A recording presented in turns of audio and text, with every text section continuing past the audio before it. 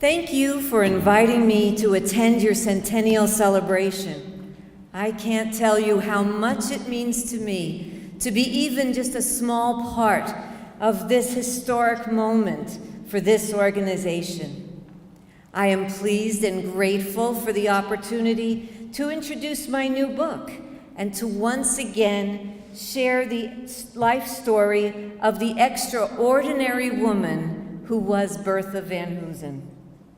Mine is not a scholarly book. It does not describe the world's renowned surgeon's technique, her innovations in the operating room and beyond, or her skill as an administrator. My book is the story of a woman who forged a life of accomplishment, adventure, and compassion for others on the foundation of a love of family, her own family, and her adopted sisters and daughters in the then fledgling female medical profession. I subtitled my book The Extraordinary Life of Bertha Van Hoosen because of a G.K. Chesterton quote that I am very fond of. Chesterton said, "There is nothing so extraordinary as an ordinary man and an ordinary woman and their ordinary children." I found that to be quite true in the case of Bertha. From the distance of 152 years, the family that Bertha Van Hoosen was born into looks quite ordinary. A Midwestern farmer and his wife work the land and raise 2 daughters, hoping that these girls will have comfortable, happy lives ahead of them. But getting closer, examining these individuals in greater detail, we find an extraordinary tale. Bertha's father was Joshua Van Hoosen, the son of a Dutch immigrant whose large family lived in poverty. Joshua was driven at a very early age to improve his lot, and to do that he traveled to California during the gold rush and met with great success. He returned to Michigan and married his childhood sweetheart, Sarah Taylor. Together, they bought land. From that raw earth, he created a thriving, successful farm and a 300-acre playground for the second daughter he named Bertha. Bertha described herself as the dog-like companion of her father. She recounted a childhood as carefree as Pan, running the family land barefooted and bareheaded whenever she could. The farm was the future doctor's first medical school, where she learned anatomy at hog butchering time and the facts of reproduction when the neighboring farmers' bulls and stallions came to visit. It was in the realm of formal education that Mr. and Mrs. Van Hoosen most appear to be extraordinary. At a time when there were few opportunities for women, Joshua could see the benefit of educating his daughters, while he still held the 19th century belief that women would spend the majority of their lives as wives and mothers within their husbands' households. He understood that his daughters might need to support themselves before marriage or if there was no marriage. Having little education himself, Joshua had an active and curious mind, and he wanted his daughters to have varied and many experiences in their lives. Bertha and her sister began their education in the village's one-room schoolhouse, but Joshua wanted more for his daughters. He enrolled them first in a graded school in the local town of Rochester, Michigan. And then he brought them to Pontiac High School, 12 miles from home.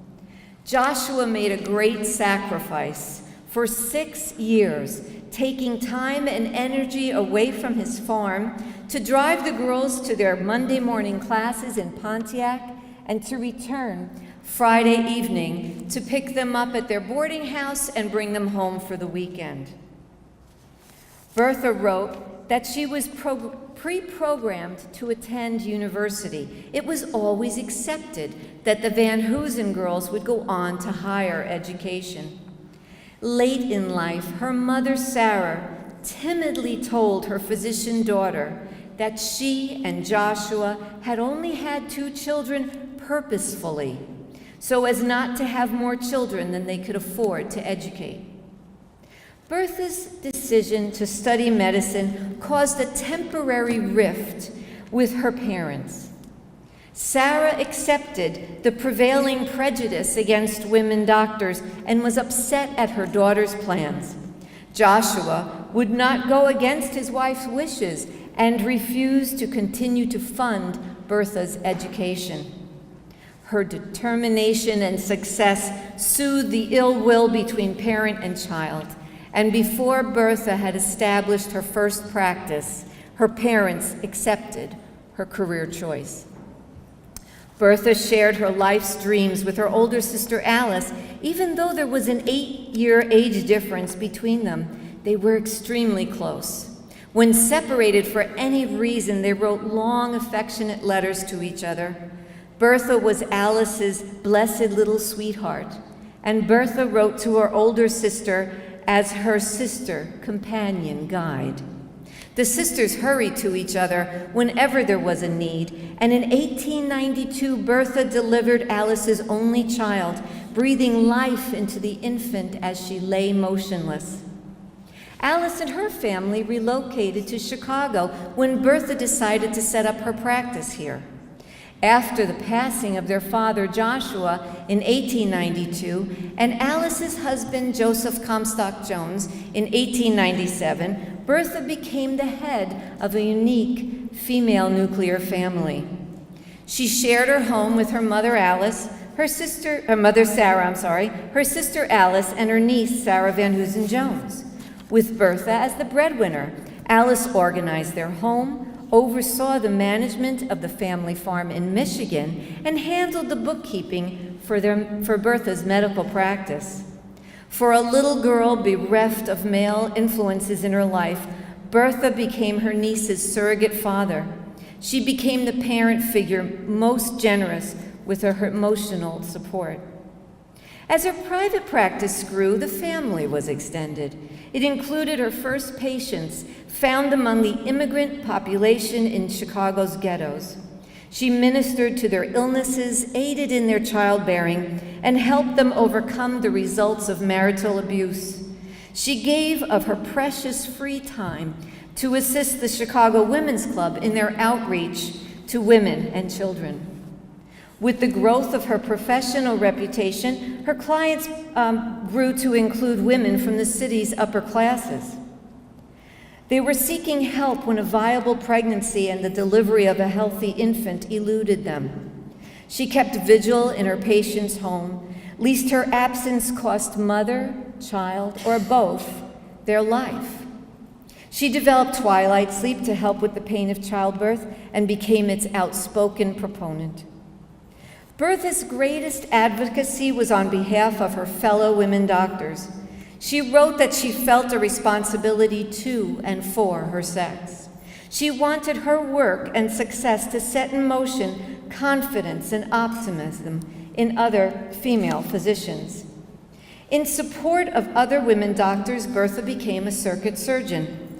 When a female doctor needed to refer a patient for surgery, Bertha traveled to their city to operate. Her efforts helped to negate the impression that was made when a male doctor had to be called in for surgery. In her numerous teaching positions, Bertha felt that she gained from the interaction with students and other professionals.